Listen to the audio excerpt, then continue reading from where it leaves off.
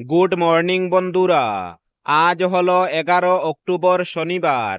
আজকের সকালের বিশেষ বিশেষ খবরগুলি হলো: রাজ্যে বিশেষ নিবিড় সংশোধন তথা এসআইআর প্রক্রিয়া শুরুর আগে নির্বাচন কমিশন স্পষ্ট জানিয়ে দিল, ভোটার তালিকা সংশোধনের সময় কোনো আধিকারিকের নিরাপত্তা লঙ্ঘিত হলে তা বরদাস্ত করা হবে না।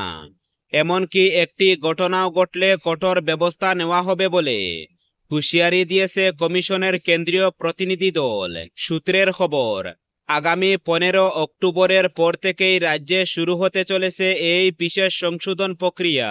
তবে তার আগেই বৃহস্পতিবার পূর্ব মেদিনীপুরের ফুলাঘাটে এক উচ্চ পর্যায়ের বৈঠকে জেলা নির্বাচনী আধিকারিকের সঙ্গে বৈঠক করেন উপনির্বাচন কমিশনার জ্ঞানেশ কুমার সহ কেন্দ্রীয় প্রতিনিধি দল। পরবর্তী খবরটি হলো, যাবতীয় জল্পনার অবসান ঘটিয়ে অবশেষে যুব মোর্চার হাইলাকান্দি জেলা সভাপতির দায়িত্ব পেলেন সানি বিশ্বাস। অসম প্রদেশ বিজেপির সভাপতি দিলীপ শইকীয়ার অনুমতিক্রমে যুব মোর্চার রাজ্য সভাপতি রাকেশ দাস সানি বিশ্বাসের এই নিযুক্তিকে অনুমোদন জানিয়েছেন। পরবর্তী খবরটি হলো, আসাম সরকারের সাংস্কৃতিক সঞ্চালকালয় 2025-26 বর্ষের জন্য আহ্বান জানানো অসম শিল্পী পেনশন ও বিশেষ পরিবার পেনশন তথা বার্ষিক শিল্পী সম্মানের জন্য আবেদনের দিন বৃদ্ধি করা হয়েছে। আগে 10 অক্টোবরের মধ্যে পেনশনের জন্য আবেদন দাখিল করতে বলা হলেও সম্প্রতি অনলাইন আবেদনপত্র দাখিলের শেষ দিন 20 অক্টোবর পর্যন্ত পিছিয়ে দেওয়া হয়েছে। আগ্রহী শিল্পীরা www.directorculture.assam.gov.in অথবা www.shilpisomman.assam.com এর মাধ্যমে 20 অক্টোবর রাত 12টার মধ্যে অনলাইনের মাধ্যমে আবেদন করতে পারবেন। পরবর্তী খবরটি হলো, হাইলাকান্দি জেলার সামাজিক সংস্থা ফ্রেন্ডস ফর এভারের পক্ষ থেকে গতকাল হাইলাকান্দির জেলায়ুক্তের সঙ্গে সাক্ষাৎ করে মিজোরামে প্রবেশের জন্য হাইলাকান্দি শহরে একটি ইনার লাইন পারমিট কেন্দ্র স্থাপনের দাবি জানানো হয়েছে। মিজোরামের পর্যটন শিল্পকে সুগম করতে এবং হাইলাকান্দি জেলার স্থানীয় অর্থনীতির উন্নয়নের স্বার্থে ইনার লাইন পারমিট কেন্দ্র হাইলাকান্দিতে স্থাপনের কথা স্মারকপত্রে উল্লেখ করা হয়েছে। পরবর্তী খবরটি হলো, বিজেপি ছেড়ে এআইইউডিএফ, তারপর অগপ ঘুরে এবার কংগ্রেসে যোগ দিলেন পাতারকান্দির প্রাক্তন বিধায়ক কার্তিক সেনা সিনহা। 26-এ বিধানসভা ভোটে প্রার্থিত্বের স্বপ্ন নিয়ে কংগ্রেসে ভিড়েছেন তিনি। তাছাড়া প্রাক্তন কংগ্রেস সাংসদ কিরিপ চলিহার পুত্র অগ্রাশিস চলিহাও আজ বিজেপি ছেড়ে যোগ দিয়েছেন কংগ্রেসে। প্রদেশ কংগ্রেস সভাপতি গৌরব গগৈ তাদের সদস্য পদ দিয়ে দলে স্বাগত জানিয়েছেন। শুক্রবার সকালে কংগ্রেসের সদর কার্যালয় রাজীব ভবনে এক যোগদান কর্মসূচি অনুষ্ঠিত হয়। প্রাক্তন বিধায়ক কার্তিক ও কিরিপ পুত্র অগ্রাশিস ছাড়া সহ অনেকে যোগ দেন কংগ্রেসে। এআইইউডিএফ ছেড়ে একসময় যোগ দেন অগপয়, কিন্তু কল্পে পাননি। ফলে ভাগ্য পরীক্ষায় এবার কংগ্রেসের হাত ধরেছেন।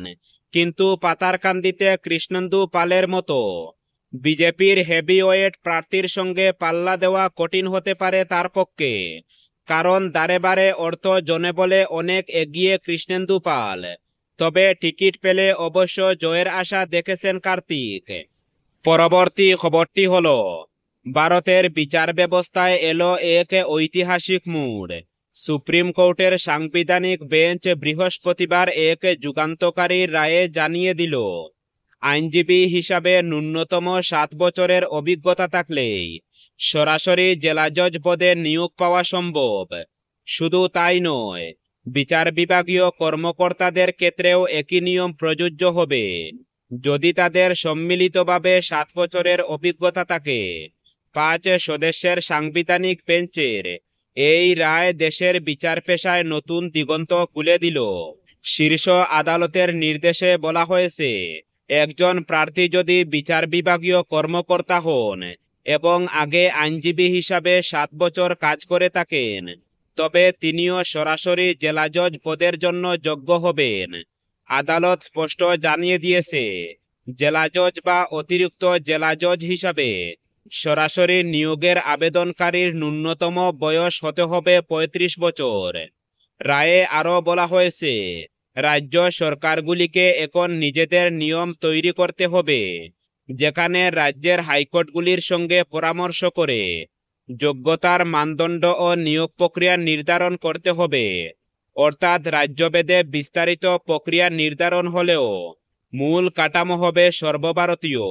সুপ্রিম কোর্ট স্পষ্ট জানিয়ে দিয়েছে, এই নির্দেশ আজ থেকেই কার্যকর হবে। তবে যেসব রাজ্যে ইতিমধ্যে জেলা জজ নিয়োগ প্রক্রিয়া শুরু হয়ে গিয়েছে, সেখানে এই রায় প্রযোজ্য হবে না।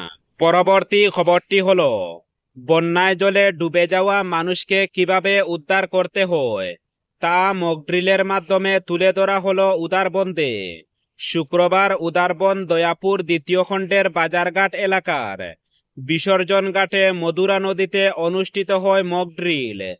এদিন মধুরা নদীতে 5 ডুবন্ত মানুষকে দ্রুত উদ্ধার করে নদীর তীরে প্রাথমিক চিকিৎসার পর অ্যাম্বুলেন্স করে হাসপাতালে নিয়ে যাওয়া হয়। মকড্রিলে বন্যা পরিস্থিতি মোকাবেলার সব ব্যবস্থাই ছিল। কিভাবে ত্রাণ শিবির ব্যবস্থাপনা করতে হয় তাও তুলে ধরা হয়। বিতরণ করা হয় ত্রাণ কিট, ছিল মানুষ ও পশু চিকিৎসা শিবির, জনস্বাস্থ্য কারিগরি বিভাগের অস্থায়ী শৌচাগার ইত্যাদি। এদিন বিকেলে জগন্নাথ সিং কলেজে অনুষ্ঠিত হয় 3 দিনের সচেতনতা শিবিরের সমাপ্তি অনুষ্ঠান। পরবর্তী খবরটি হলো, সুনাই থেকে ফের এক ভুয়ো চিকিৎসককে গ্রেফতার করেছে পুলিশ। সুনাই রাঙ্গিরঘাট দ্বিতীয় খণ্ডের আরফাজ মেডিকেল হল থেকে আটক করা হয় ডক্টর রৌশন আলী নামের ভুয়ো ডাক্তারকে। জানা গিয়েছে, রৌশন আলী সুনাই বিধানসভার হাতিখাল কচুদরম, সুনাই বাজার সহ বেশ কিছু এলাকায় দীর্ঘদিন ধরে রোগীদের চিকিৎসা পরিষেবা দিয়ে আসছেন, অথচ নেই তার কোনো যোগ্যতা। এবার সুনাই পুলিশের জালে ধরা পড়লেন উত্তর মোহনপুর 7ম খণ্ডের বাসিন্দা আব্দুল মনাফের পুত্র ভুয়ো ডাক্তার রৌশন আলী। শুক্রবার সন্ধ্যায় তাকে সুনাই মতিনগড় পূর্ত সড়কের রাঙ্গিরঘাট 1ম খণ্ড এলাকার আরফাজ মেডিকেল হল থেকে তাকে হাতে নাতে আটক করে সুনাই পুলিশ।